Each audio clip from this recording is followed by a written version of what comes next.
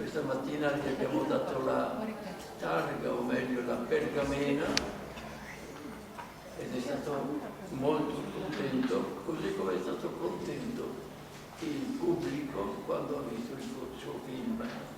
Noi pensiamo anche che potrebbe essere ripetuto anche oggi, se perché vogliate, e altrimenti lo rifaremo a Venezia, non so ancora quando, ma fra non molto tempo. Amin Waidi, che ha vinto il premio Città di Venezia e che è giù.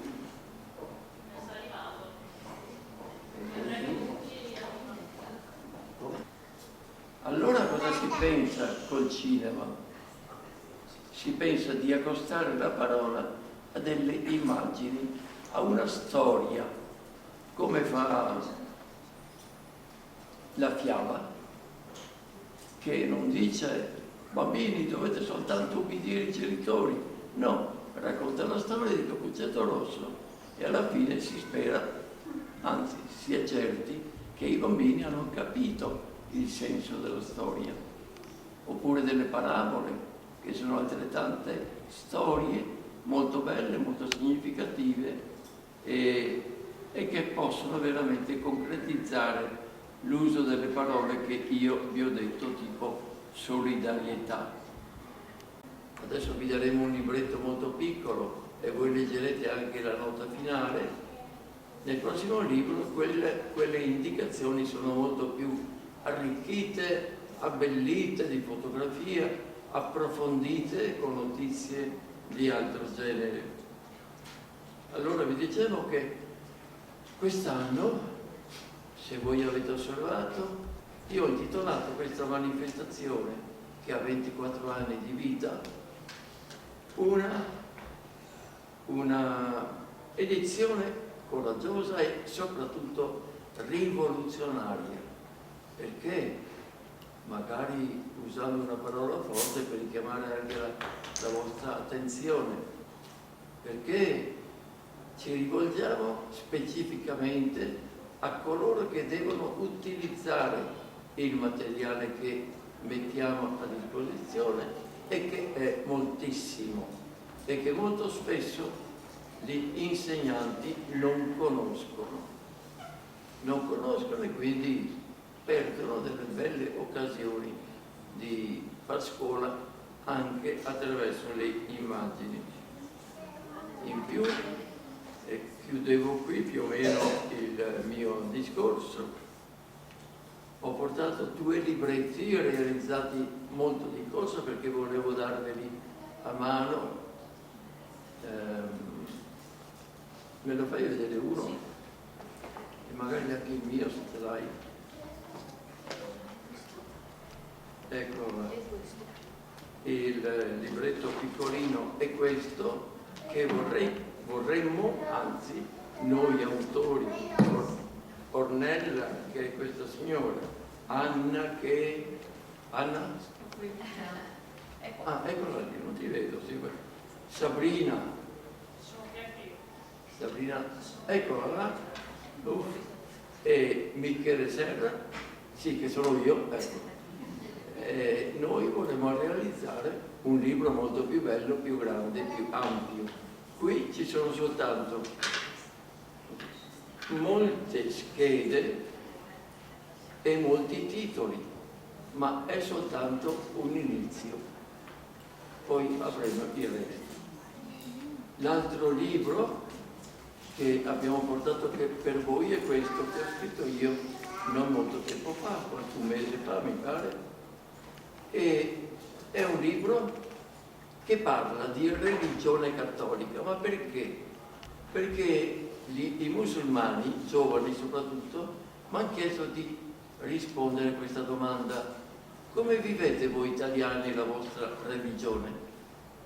Mi hanno preso un po' di sorpresa, però insomma ho fatto per loro un corso in un albergo di Marghera. Ora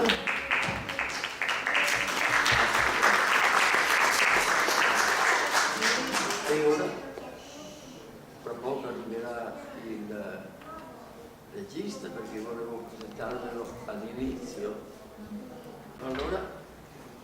Allora ripetiamo un attimo il gesto di questa mattina. È stato conferito ad Amin Wahidi il premio Città di Venezia 24esima edizione.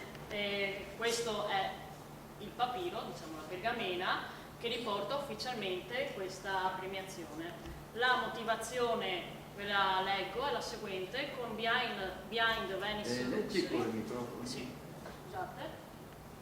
Ok, prova. Benissimo. Allora, con Behind Venice Luxury, Amin Wahidi parla dell'etnia Hazara attraverso la storia del giovane Ashraf, spero di aver detto bene, e della variegata umanità che il protagonista incontra nelle calli e lungo i canali di Venezia. Wahidi, sostenuto dalla notevole capacità di scrittura di Basira Hang e Nicole Valentini, ritrae la città con precisione senza mai essere ripetitivo, nonostante un utilizzo talvolta tradizionalista della macchina da presa. Il commento in perfetto italiano è sciolto e preciso, il ritmo intenso e rapido. Per tutti questi motivi la giuria ha deciso di conferire al film Behind Venice Luxury il premio Città di Venezia 2017.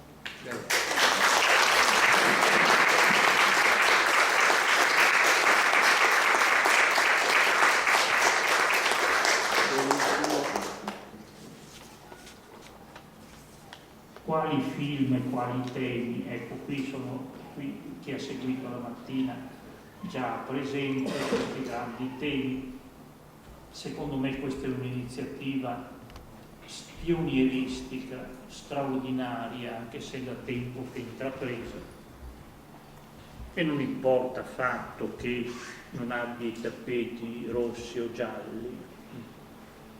Poi si sa che questi tappeti rossi e gialli magari finiscono in un diluvio di fischi, perché la qualità di questi film spesso non è quella promessa. Qual è il vantaggio del film? Il vantaggio del film, del cinema, è costituito dalla immediatezza dell'immagine, per cui il significato simbolico, ma anche il significato più immediato, iconico, si trasmettono immediatamente. Questo era stato già intuito all'inizio del Novecento dal primo pensatore che si è occupato del dispositivo cinematografico, Henri Bergson, nell'Evoluzione creatrice. Aveva tutta una parte consistente sull'immagine che poi Deleuze e altri hanno ripreso. È stato il primo ad essersi occupato e ha capito subito il vantaggio che ha rispetto anche a momenti complessi di pensiero, di deduzione logica, il cinematografo. Pensate per esempio a un film che qui è ricordato, L'albero degli zoccoli, questa esperienza che Ermanno Olmi descrive della povera gente che è costretta ad abbandonare la sua terra, quello che ha, eccetera. Gli esuli sono dappertutto, l'esperienza dell'esilio, l'esperienza umana generale, e questo immediatamente si comunica in maniera struggente. Ci troviamo di fronte anche al grande tema della globalizzazione. Ora, la globalizzazione non è tutta negativa, come a volte in maniera moralistica la si presenta. Potrebbe essere anche una grande occasione per noi umani di trovarsi gomito a gomito e di capire che il nostro destino è un destino assolutamente convergente e comune. Non possiamo pensare di sbarazzarsi degli altri. Chi lo pensa percorre quei sentieri che possono portare alla distruzione totale oggi. Lo si è visto. Anche un piccolo paese può avere una quantità di kilotoni concentrati in una bomba da poter distruggere i paesi confinanti. Su questa cosa qui dobbiamo riuscire, naturalmente non dico che ci sia più giustizia da una parte o dall'altra, non è questo il problema è che siamo in una stretta estremamente pericolosa. La globalizzazione come potrebbe essere intesa? questo è il punto, perché a volte si intende la globalizzazione anche in un modo poco analitico. La globalizzazione non è solo un luogo comune, anche se spesso si riduce a favola o a retorica. Con questo termine e concetto si esprime l'efficacia di un movimento sempre più vorticoso, che rende interdipendenti i vari settori della produzione, del commercio, dell'orizzonte complessivo, rendendolo un mercato globale. Quindi il primo aspetto della globalizzazione è la globalizzazione in sede economica, in ambito economico. Qui un giurista molto efficace distingue: la globalizzazione riguarda prima di tutto il commercio internazionale, quindi l'idea del mercato globale, produzione e consumo. Tale modificazione dell'economia non è solo emergente, ma anche sempre più percettibile dal cittadino e dal consumatore globale, e tale percettibilità riguarda in maniera acuta la relazione tra le culture. Ecco il tema di questo pomeriggio. La modalità del capitale si vanno universalmente trasformando, disegnandosi una sempre più accentuata finanziarizzazione dell'economia. E qui cominciano i problemi, perché l'economia si distacca in qualche modo sempre di più dal lavoro, diventa ondeggiamento, oscillazione delle multinazionali, con tutto quello che questo può comportare. Nel libro indicato sopra del dottor Serra, questo elemento nella parte conclusiva, che ci dà come un dizionario, è ben descritto. Di fronte a questi dilemmi, il primo gradino del ragionamento che si può fare assieme è costituito da certe metafore. Una metafora che si impone in maniera crescente è quella del muro.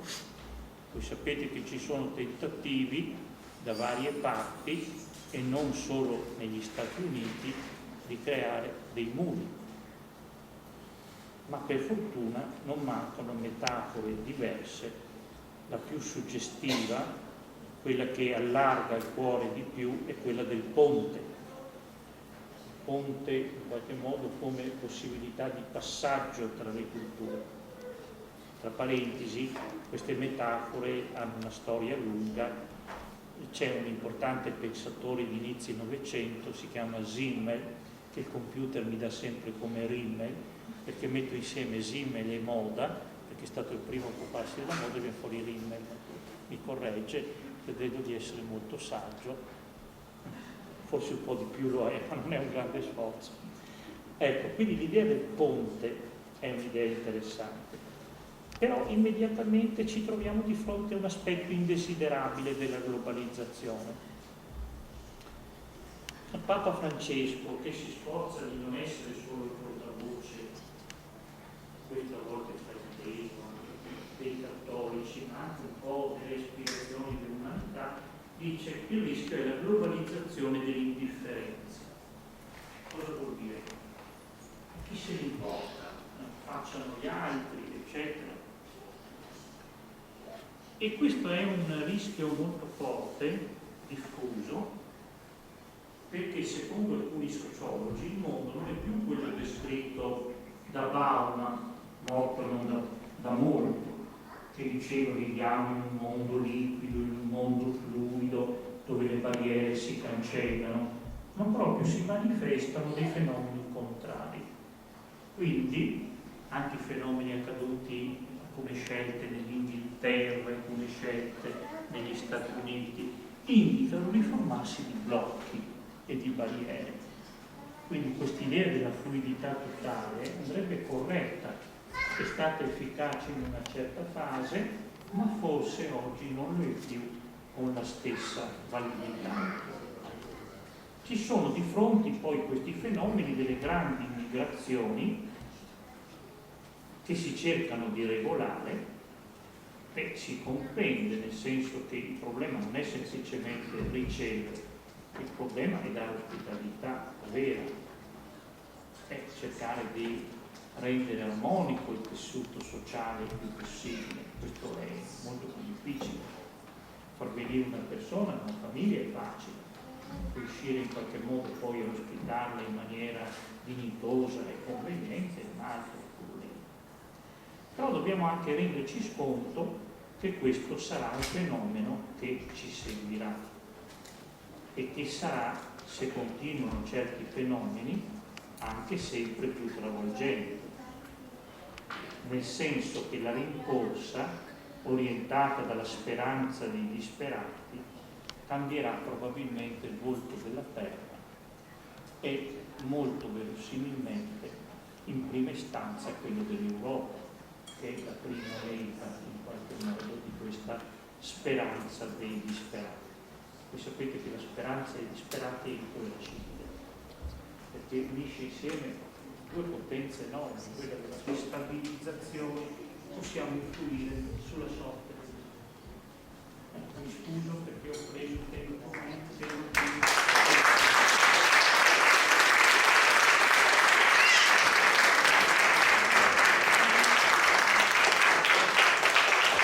Credo che come me anche voi abbiate colto molte indicazioni utili di cui usufruire dopo averle magari approfondite. Interessante la citazione del libro di Chesterton, che ha scritto 2 capitoli sulla fiaba. Bene, adesso passiamo finalmente ai film. Qui ci sono 2 insegnanti che mi dicono: perché ci tieni sempre da parte noi? No. E allora adesso tocca a te. Perché ci metti Tocca sempre in mezzo? a Anna. Dove è andata Anna? Ma sparisce sempre. È contro luce. È un fantasma. E tocca a... Allora, io passerei la parola al Sabrina. vincitore a Sabrina, il vincitore del premio Città di Venezia. Abbiamo pensato di proiettare il film vincitore nell'ultima parte del pomeriggio, perché qualcuno stamattina era già presente e quindi pensavamo di farlo vedere dopo. E invece subito vi mostreremo alcuni cortometraggi che in questi anni sono stati visti in molte scuole del Comune di Venezia grazie agli itinerari educativi, grazie al professor Michele Serra, con le culture a scuola. Sono tutti cortometraggi realizzati con tecniche diverse che si prestano a diversi utilizzi nella scuola, e gli insegnanti vedranno subito insomma quali possono essere. Sono spunti per la motivazione e l'approfondimento di molti argomenti, provengono da paesi diversi e sono stati presentati spesso da Michele Serra appunto nelle scuole con grande interesse dei bambini. Passo la parola. Io direi che non ho... non parlare ancora tu. Quello che dicevo. Specialmente dopo le parole sagge del professore, secondo me non è rimasto molto da dire che gli altri parlino, e invece direttamente, se passiamo poi magari dopo Esatto. il film, alla fine discussione, domande, risposte, si può fare. Non è stata facile la scelta perché i film sono i cortometraggi a disposizione del centro di documentazione, sono molti.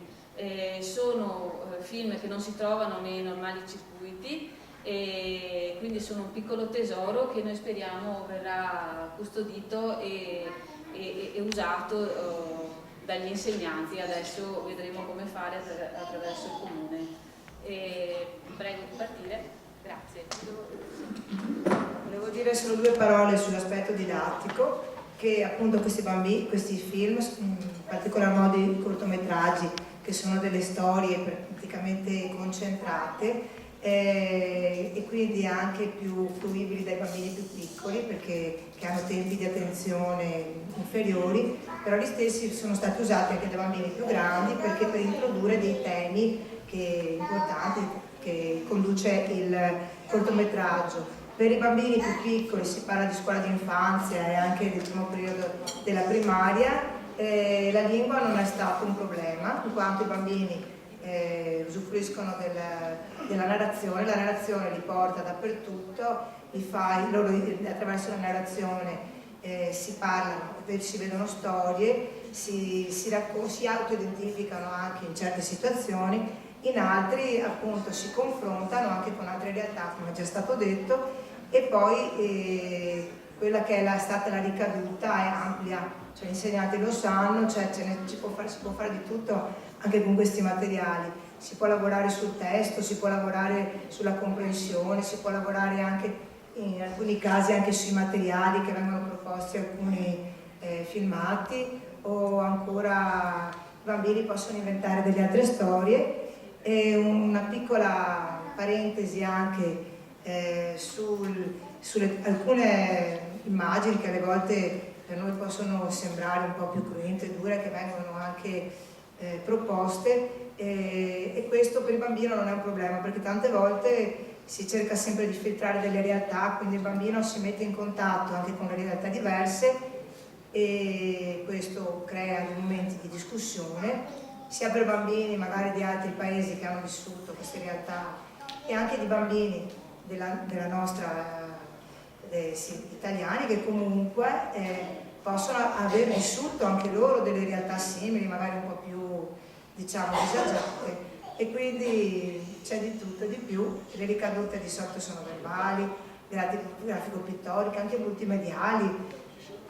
Vedete, in particolar modo, l'unica cosa, per esempio, quello che vedremo sulla giraffa, della giraffa che un po' magari i colleghi la conoscono, si mette in moto un meccanismo di capire come vengono utilizzate le risorse in altri paesi, oppure il cortometraggio che vedrete della lettera è un'esperienza di un bambino in un'altra realtà, ma che può essere un'esperienza vissuta da altri bambini, da tutti i bambini, perché magari gli succede di voler combinare qualcosa che non è possibile fare e poi di doverla un po' ricucire questa marachella che abbiamo detto. Va bene, questo è quanto.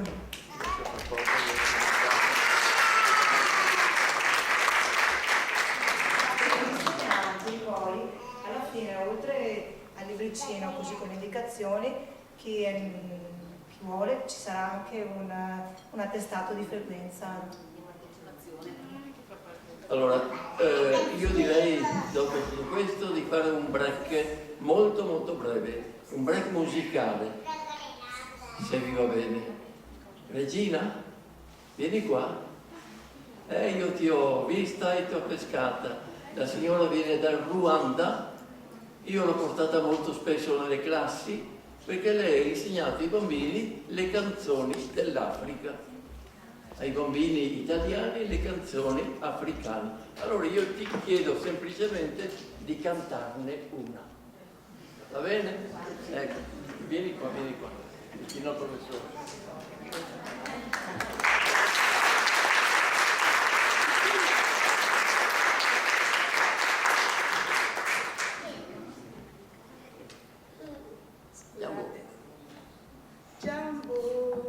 Jambo bwana, habari gani? Nzuri sana, wageni wakaribishwa Kenya yetu, hakuna matata. Ukifika Afrika hakuna matata, ukifika Venecia hakuna matata, ukifika Oriente hakuna matata. Jambo bwana, habari gani? Nzuri sana, wageni wakaribishwa Kenya yetu, hakuna matata.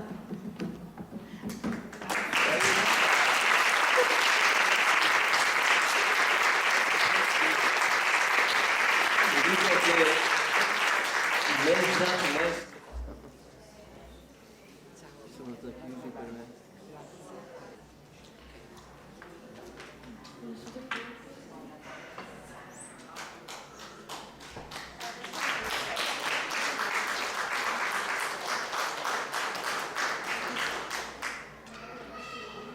Allora, dopo questa piccola pausa, riprendiamo. Scusate il fiatone, ho fatto una corsa. Ci sono 4 piani da fare, è un po' difficile. Allora, alla mia destra ho il piacere di presentarvi, li avete già visti prima, credo sia giusto, dal momento che adesso proiettiamo il loro film, richiamarli un attimo all'ordine e presentarveli nuovamente. Amin Waidi, regista del film. Basira Hang è lo sceneggiatore insieme a Nicole Valentini.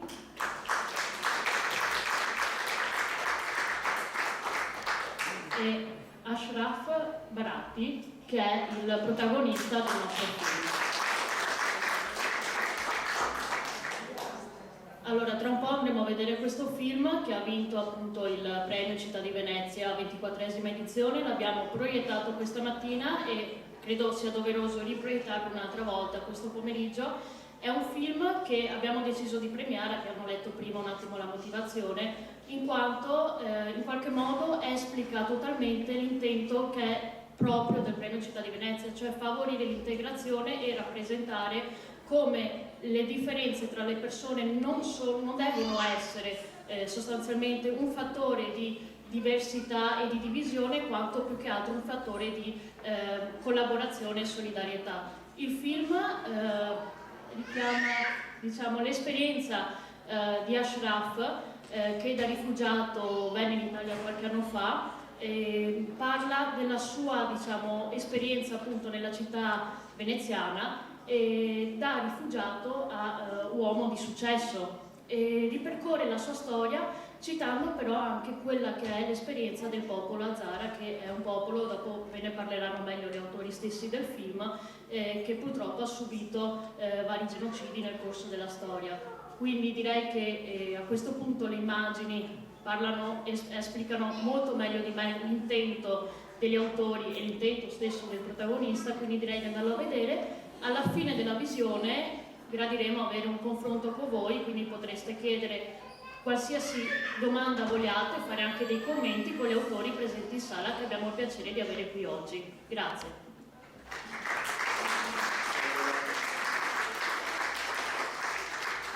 Volevo comunque ringraziarvi della vostra presenza. Vediamo se questo premio Città di Venezia andrà avanti anche nei prossimi anni. Io lo lascerò in eredità a chi lo vuole, a Sabrina, a Anna, a Ornella, e magari mi ci metto in mezzo anch'io, poi vediamo se ci mettiamo ancora qualcuno. Intanto siamo contenti di aver premiato questo film, siamo contenti di avere qui il regista, lo sceneggiatore, grande attore anche lui comunque, oltre che poeta, e l'attore che in realtà ho conosciuto soltanto attraverso le immagini finora, ma anche finalmente in realtà. Non pensavo che tu avessi trovato un attore così bravo. Auguri per tutti e grazie di nuovo a voi.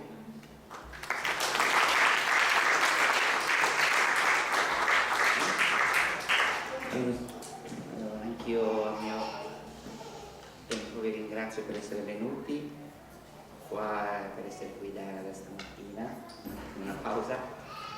Solo volevo dire che questo è un documentario narrativo, quindi non è un film di finzione, quindi io al posto che dire attore direi il protagonista, oppure storia di chi ha raccontato tutto quello che lui fa, la sua attività, diciamo, i suoi ricordi, la vita, questi 10 anni che ha fatto qua a Venezia. Poi più di così non voglio aggiungere niente, bisogna vedere, poi alla fine se ci saranno delle domande noi saremo qui a rispondere. Buona visione.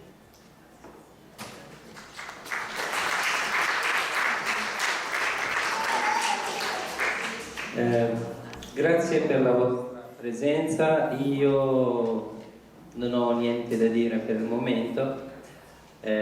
Dopo il film forse avremo l'occasione anche voi, per quello che vedete avrete delle domande che possiamo rispondere. L'unica cosa,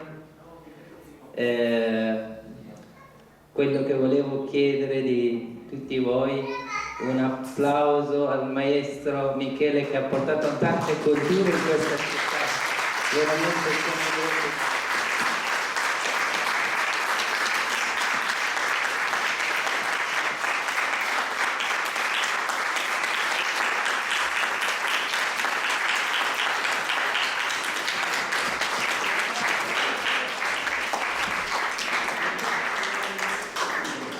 Poi sono presenti in sala alcuni nostri intervistati anche, grazie anche a loro. Grazie.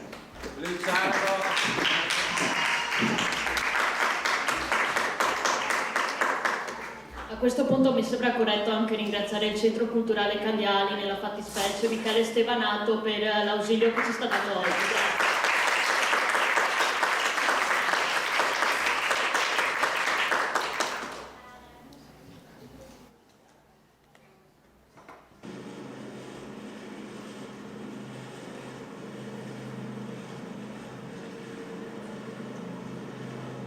شهر زبانی نیست تنها قشنگیش درست قشنگم مشکلاتی خود داره.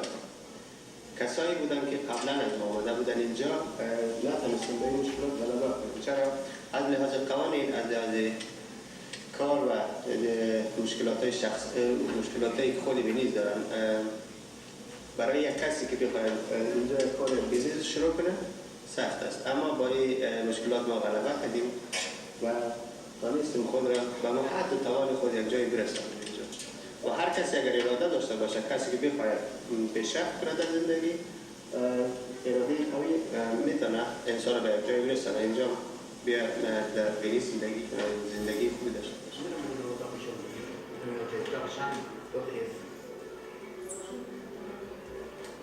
اشرف در بخش بد اند برکفست چیزا مشغول بود. بعد از او بعد از من ایده داد، گفت اگر تو میخوای ایده این چیز رو کار کنی، باید که کار بدل کنی، باید یک جای در بد اند برکفست که در ساختمان کنه رو جور کنیم که آمدن خدمتی یک جای تنیم و اشرف ما دیگه یک سال میشه که در داخل از ساختمان کنه کار کردیم تا یه دسته رسیدیم، تازه کم جمع جور کردیم دیگه که کار کم شد.